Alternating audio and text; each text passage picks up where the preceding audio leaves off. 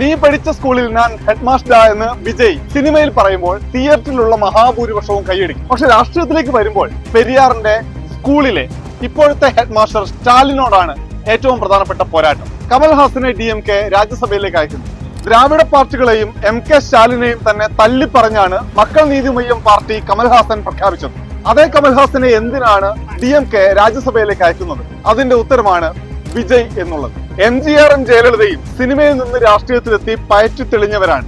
എന്നാൽ ശിവാജി ഗണേശനും ശരത്കുമാറും വിജയകാന്തും ഏറ്റവും ഒടുവിൽ കമൽഹാസനുമെല്ലാം പരാജയപ്പെട്ട ആളുകളുടെ പട്ടികയിലാണ്.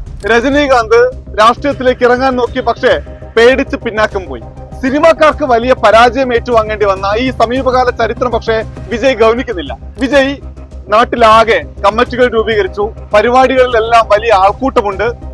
DMKയുമായി സഖ്യ ചർച്ചകൾ നടത്തിയെങ്കിലും പരാജയപ്പെട്ടു. ഒറ്റയ്ക്ക് മത്സരിച്ചാലും വിജയിക്കാൻ കഴിയുമെന്ന പ്രതീക്ഷ അദ്ദേഹത്തിനുണ്ട്. വിജയ് ഒറ്റയ്ക്ക് മത്സരിച്ചാൽ ഒരുപക്ഷെ വിജയുടെ പാർട്ടി വിജയിക്കുമായിരിക്കില്ല. പക്ഷേ DMKയെ പരാജയപ്പെടുത്താനുള്ള കരുത്ത് അതിനുണ്ടാകുമെന്ന് MK സ്റ്റാലിൻ അറിയാം. അതുകൊണ്ടാണ് കമൽഹാസനെ മുൻനിർത്തിയുള്ള ഒരു പോരാട്ടത്തിന് കൂടി തയ്യാറെടുക്കുന്നത്. അടുത്ത മാർച്ച് മാസത്തിൽ തമിഴ്നാട്ടിൽ തിരഞ്ഞെടുപ്പ് നടക്കുമ്പോൾ വിജയ് തെരുവുകളിലാകെ പ്രചാരണം നടത്തും. അതിനെ നേരിടാൻ DMKയ്ക്ക് വേണ്ടി കമൽഹാസൻ തെരുവിലാകെ ഉണ്ടാകും. അതാണ് MK സ്റ്റാലിന്റെ തന്ത്രം.